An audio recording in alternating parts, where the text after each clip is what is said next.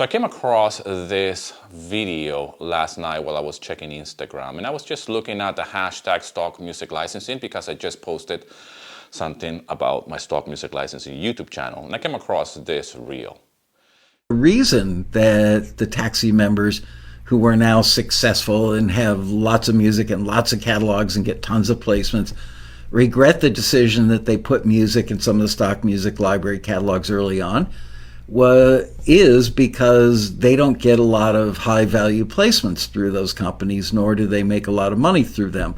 I was recently watching a video by somebody online that, a guy that did a series about, I make $600 a month in stock music licensing. And then all of a sudden, I don't know if they changed, a search algorithm with these companies or what changed, maybe because the pandemic is over and people aren't locked down at home, that they're making less content, therefore needed less music. I don't know what the reasons are, but it's been reported that income has dropped off significantly for people whose music is in those catalogs. Now, I've done a video about this for members of the channel.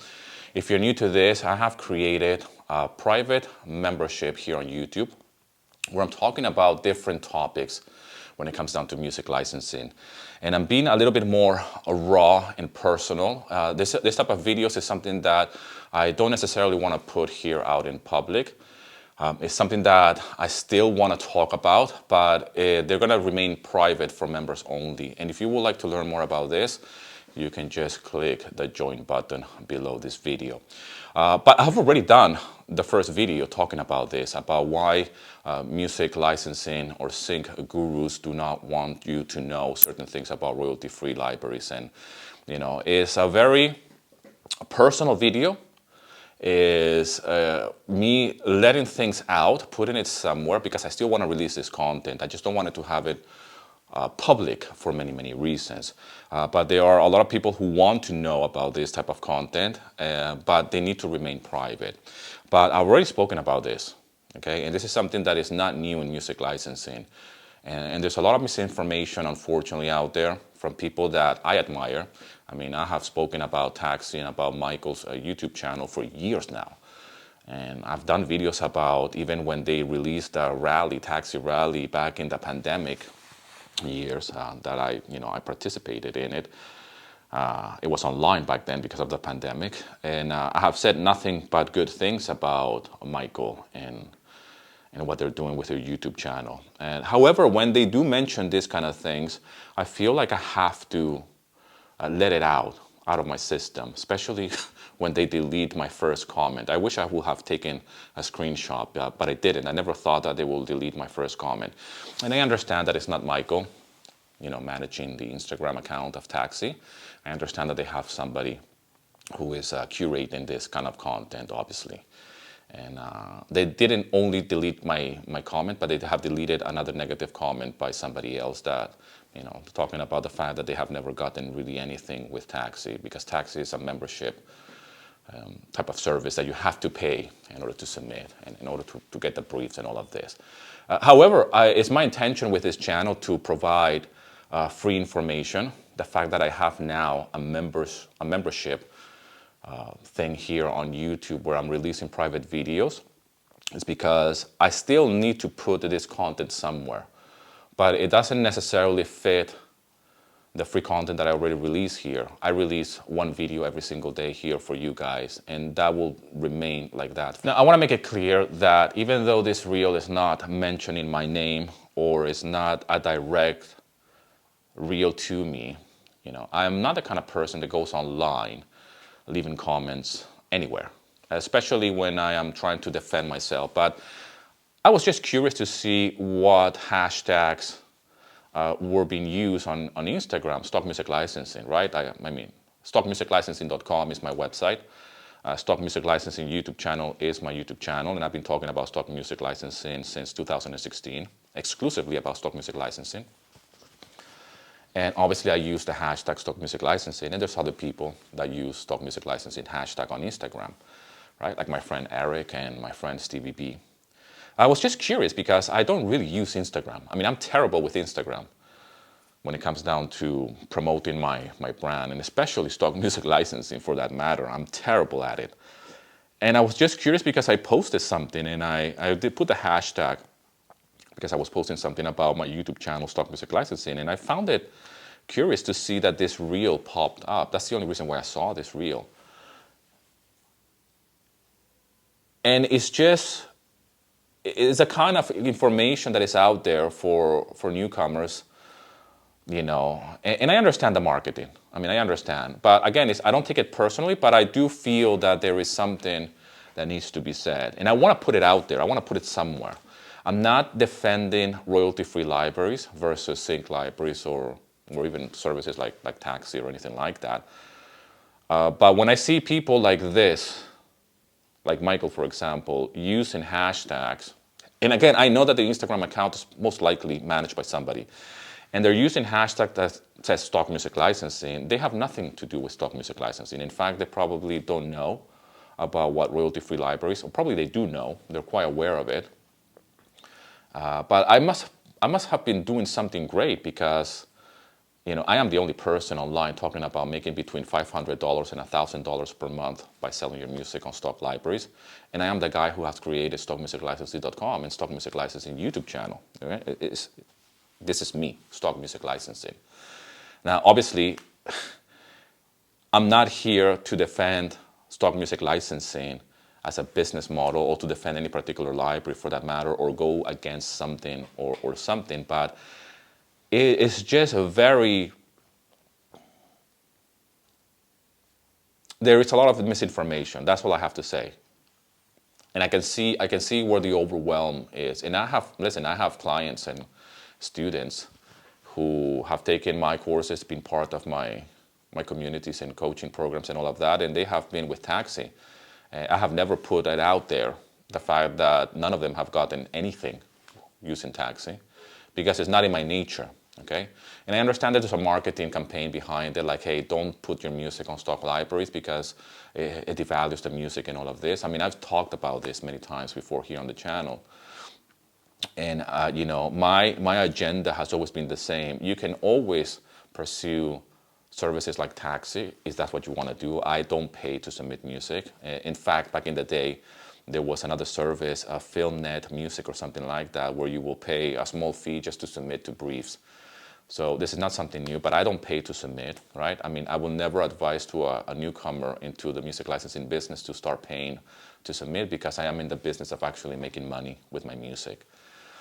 However, I will never try to use this as a marketing tool in order to promote my own YouTube channel or my own business. And I understand that Taxi has a business to run, and the way they make money is not by selling courses or by doing stuff like what I do, right? Which is what Stevie B does, is what Eric does, and even Jesse with Sync My Music does, right? We are in the business of information, of trying to help others get into the music licensing businesses, and we all have different angles and things. And I understand that it's a business. I understand that they have to get composers like myself, right, or composers like yourself into these kind of services because that's part of the business. You pay a fee in order for you to be a member of Taxi, for example, and get a brief and then submit that, and in the hopes of getting a good deal, right?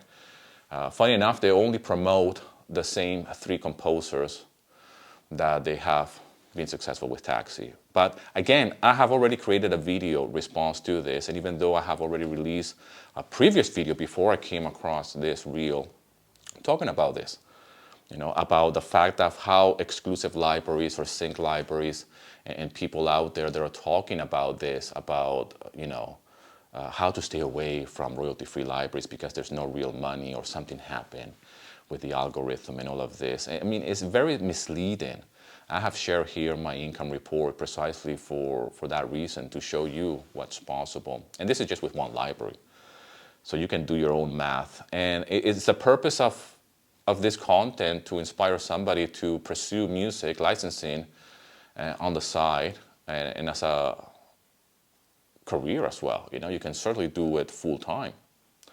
And you can certainly join sync libraries. You can certainly go exclusive libraries. I mean, I've spoken about this. I'm involved with a sync library. I'm involved with an exclusive library. I get briefs. right? I mean, I don't pay Taxi. I'm not part of Taxi, and but it's my job to share what has worked for me. It's my job to share what has worked for others as well. And there's no secret in the fact that you can just join a royalty-free library right now and start earning money. All right, but the misinformation is where it really hits home, because I've been in that situation. Back in the day when I got started, I would follow Taxi, and I got very, very inspired by a lot of things. But then I took my own path. I found a way into music licensing, which is an easier way, which is just upload your music to royalty-free libraries. And if you can't get your music on a library like Motion Array, which is a royalty-free library, it is a stock library. If you can't get past the review process of Motion Array, for example, my question is always the same. What makes you think that you're going to be able to put your music in a place like Taxi, or it's going to make anything, right? What makes you think that your music will actually be successful in a sync library? Because these people are telling you that the music quality that is in sync libraries and exclusive libraries is higher in quality. So they don't just accept any composers like myself, but I know many people who are on royalty-free libraries and sync libraries and exclusive libraries. I mean, there's a lot. The reason why a lot of people use different aliases on royalty-free libraries like Yellow Monkey or Blue Whale or whatever, it's because composers are involved with sync libraries. At the same time, they're licensing their music on royalty-free libraries, stock libraries as well, like Audio Jungle, Motion Array, and all the rest. And that's why they use aliases, because they don't want to be perceived as somebody who sells music on stock libraries, because it's kind of like, I mean, the way I see it, it's an ego trip. It's like they feel ashamed. It's perceived as bad. And here I am wearing a cap that says stock music licensing. I have a YouTube channel talking about just stock music licensing. And my whole messaging here is that you can make money with selling stock music licensing tracks on stock music licensing libraries. I mean, this is the whole point of this channel. And, the fact that I make money like that, like many other composers from around the world that make money by selling stock music licensing, while they do other things as well, like, join Taxi, go to a sync library, exclusive library, and do other things as musicians and composers. There's nothing wrong with that. I mean, I have taken a different path altogether, because for me, I like the process of just composing music and uploading it and just get paid. Yeah? I've shared my income report here with you guys, and my friend Stevie B has done the same with Eric, the same with other people who have YouTube channels who are sharing what type of libraries has worked for them, whether that's Motion Array, Artlist, Pond5, Audio Jungle, all the rest. So all of these libraries are part of music licensing. However, you get all of this misinformation online from people who are trying to position themselves and say that by selling your music on royalty-free libraries or stock libraries is a bad thing because there's not real money. Well, I guess that all the money that we make with stock libraries is not real, but, even earning between $600 to $1,000 per month with stock libraries, it's not only doable and it's not only possible, but somehow these people or these sync gurus dismiss that like it's not real money. You can't really live off that. So then in the meantime, you're paying a service in the hopes that you might get your music somewhere, in the hopes that you get some money. Because at the end of the day, if you're joining something like a sync library, or if you're joining Taxi, I understand it's something that it might be cool that, hey, my music was placed there and I only earned £2 with it. But, I'm in the business of making money with my music. And this is where royalty-free libraries and stock libraries come in. And, and even something as low as $600 per month, it might seem like it's low. I see a lot of people struggling with that, even with stock libraries. And for a reason, because they don't have the right music. They don't have enough music out there. They are not used to the business of music licensing, which is dealing with rejection, composing music, really working on your craft, and staying it for long enough in order to be successful. But anyways, This is just a video that I wanted to do today because I wanted to get it out of my system, but I have already started to record videos that are more in depth about these topics.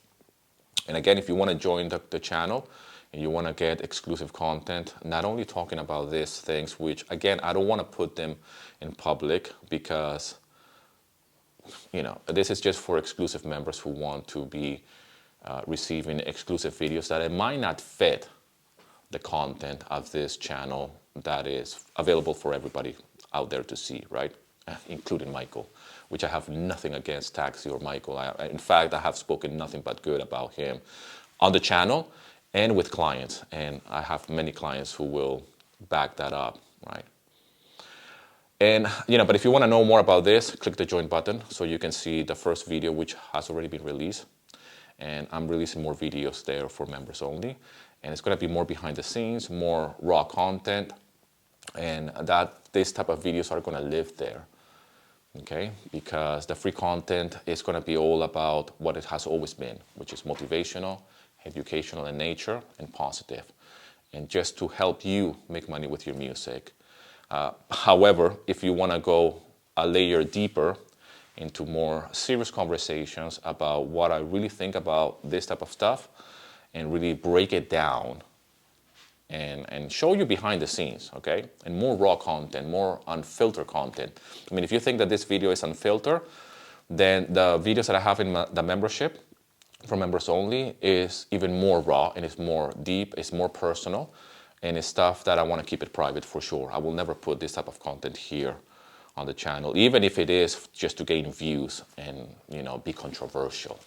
Right? I'd rather keep them private, but there is a fee to pay in order to join. You support the channel by doing that, but the content is still going to be free here on a day-to-day basis. I'm going to be releasing videos like I've been doing every single day, talking about the same thing, man. Let's compose some music, let's upload, and let go, and then move on.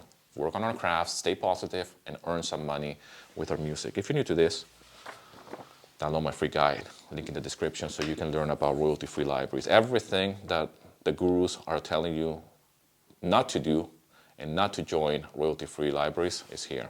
How you can start earning between $600 or $500 actually, and $1,000 per month, every single month, even if it's just with one library.